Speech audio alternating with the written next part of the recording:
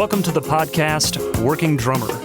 Dynamic interviews that tell you everything you need to know about being a professional drummer and a few things you may not want to know. Produced by Mike Jackson and hosted by myself, Matthew Crouse. Let's talk about the Nashville Drummer Jam. Yes. This is the 7th one coming up in December. Have you done the ones before? I've done all of them except the Stuart Copeland. Okay. And So what I like about the NDJ stuff, the Nashville Drummers Jam, is it's a camaraderie of great drummers in town. Yeah. Number two, it gives back to great causes. Mm-hmm.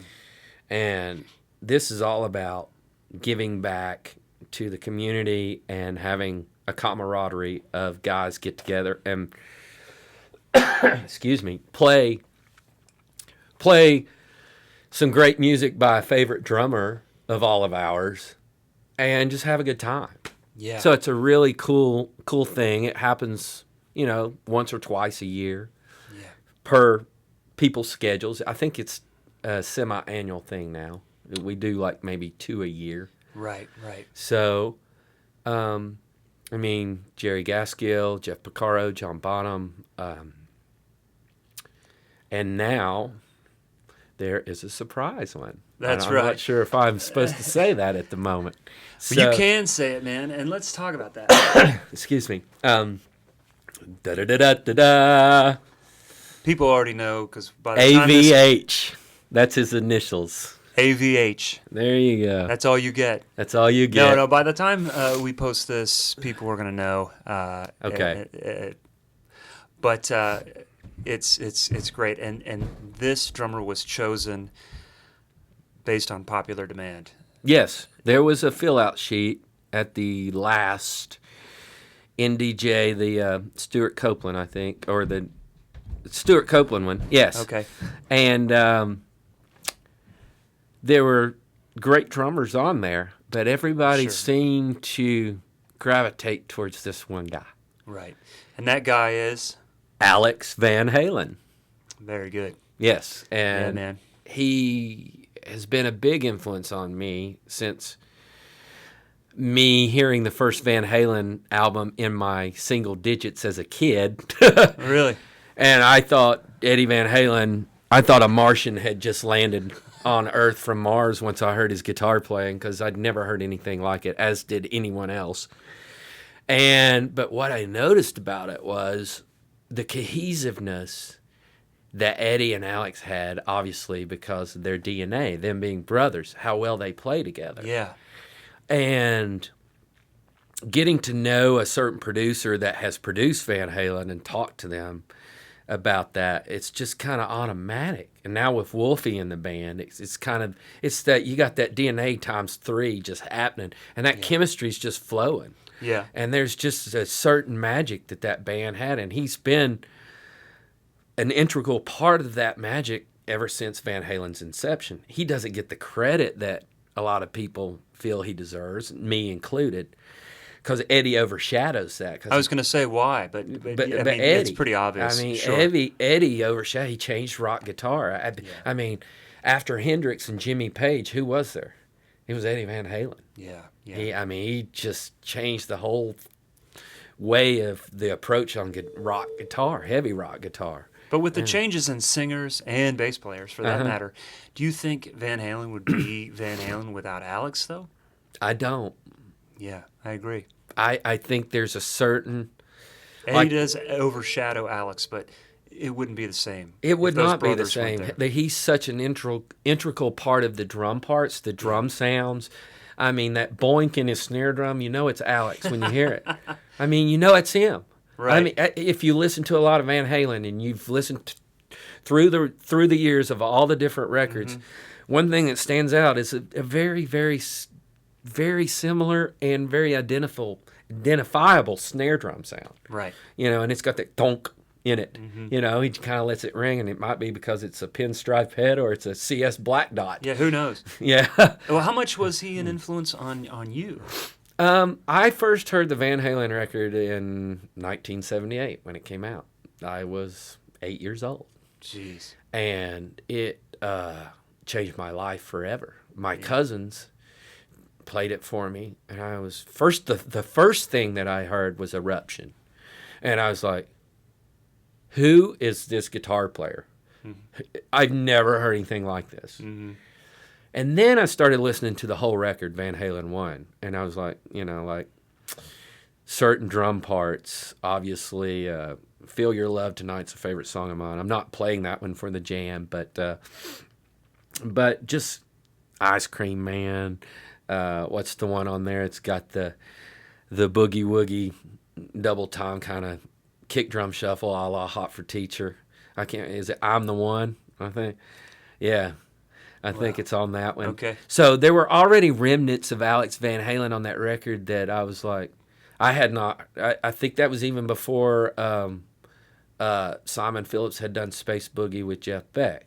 So this is 1978. I'm hearing a guy doing kick drum parts going, and I'm like, holy moly. Mm-hmm. So, and his tom sound, just his drum sounds were not like your standard drum sounds that were going on. He was using octobans. He was using melodic toms. He was doing the Keith Moon thing where he would use a ride cymbal and just wet it out completely and crash ride it where it didn't have any ping or definition. I mean, he was using a lot of his influences, which were Ginger Baker and Keith Moon, and later on you start hearing those things in his playing. Right, like we were talking about before. Right. That guy you hear as a kid, but what were his influences? Exactly. Yeah, and how does that... And you hear that wild abandonment of Keith Moon in his playing on a little more subdued level, but you hear that reckless abandonment of his playing, especially like on Hot for Teacher or just any kind of up-tempo kind of song. That wildness of Keith Moon comes through in Alex's playing. I hear it. It might not be like executed the same way or whatever, but it's the spirit. It's the kind of the rambunctiousness of what Keith was doing and what. Let's face it, Alex Van Halen was in a party band. That's what they did. That's what they made their living doing. Writing rock songs about parties, and having fun while you're doing what you're doing. Right. So you could hear that youthful spirit and that vibe come out of him from Keith Moon and Ginger Baker, and then you go back and see who they like. Well, Ginger Baker liked Elvin Jones.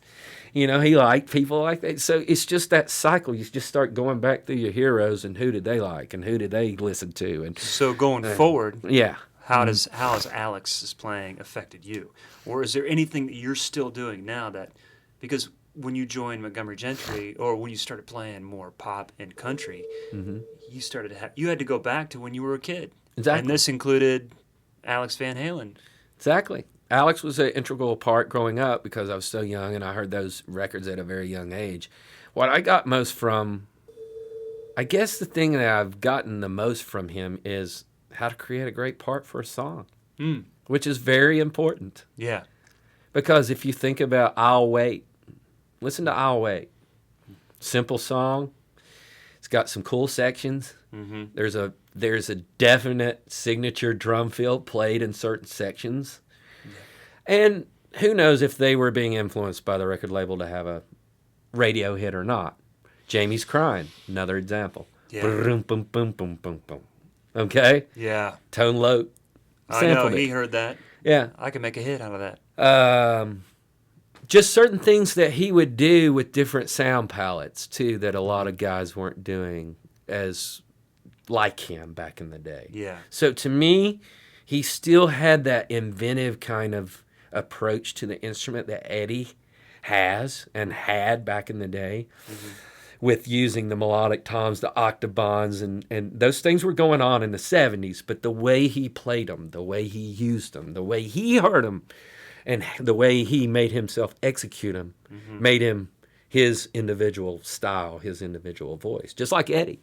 Right. And so I think they both have that in their DNA. But once again, I feel because of Eddie's just worldwide massive success as far as changing rock guitar, Alex got overshadowed for a lot of the things that he did that were kind of inventive in his mind. I guess it reminds me of like Ringo, where he's so overshadowed by the songwriting and the rest of the band that people forget that his parts were so signature to the composition of the song. And you're describing the same thing with Alex. Exactly. He's composing parts that contribute so much to the way, like Jamie's Crying, that it makes it, it wouldn't be that song. You couldn't cover that song without playing that tom fill At the top. No. It would sound interesting and different, but it's not the song. It's not going to be the same. Yeah, it's not going to be the song. And it's not going to be the same approach unless you're wanting to totally rearrange that song. That drum fill at the top needs to be there because that sets that whole song up for what that song is about. Totally. And this might be a redundant question, but what do you think that Alex has contributed to the drumming world? We talked about Tony Williams, and we talk about Steve Gadd, and we've talked about Jeff Porcaro. Like, you hear a certain thing, you're like, oh, that's a Gadd lick, or that sounds like Porcaro shuffle, or that sounds like a Neil Peart tom fill.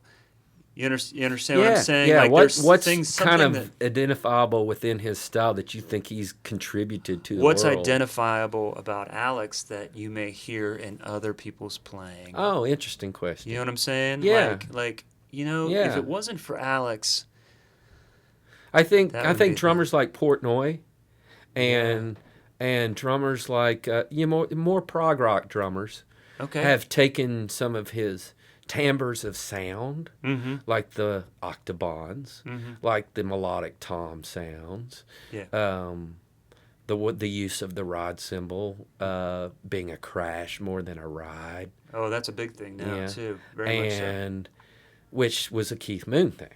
You know, he got it from Keith Moon. For sure. He got it from Keith Moon. So it's just that lineage and how he would approach things. You could hear his influences, but it still came out as Alex Van Halen. It did, but he was connecting the dots. Yeah, through his youthfulness and what he listened to and what records he played to and how he became his own within his own influences and developed his own style. Yeah. And so often in Nashville, a lot of drummers are often called upon, as we've spoken ad nauseum, copying other drummers' parts. Right. And while that is good, Alex didn't have to do that. Unless he was learning with Eddie in their garage a Who song or a Zeppelin song or a Cream song, because Eddie loved Eric Clapton. Yeah. So those guys weren't thinking about playing sessions and playing, I've got this gig, I got to learn this part by Shannon Forrest or Greg Morrow or you know what I'm saying? Yeah. They were creating on the fly, just like a blank canvas. And there's a reckless abandonment. And a reckless abandonment, and they were creating on the fly, just like, I'm going to throw this paint up on this wall and see if it sticks and what comes out of it. And you can hear that in their playing. Yeah. You can hear that, but then that's what keeps it kind of youthful and on the edge of where it seems like it's about to fall apart. Yeah. You know, it's got that tension, but a delightful, youthful tension to it. Sure. You know. Sure. Is there do you have a favorite record that they do? Yes. That they have? I have two, actually. Well, Okay. three, actually. Sorry. As we keep talking, I keep adding more. Right.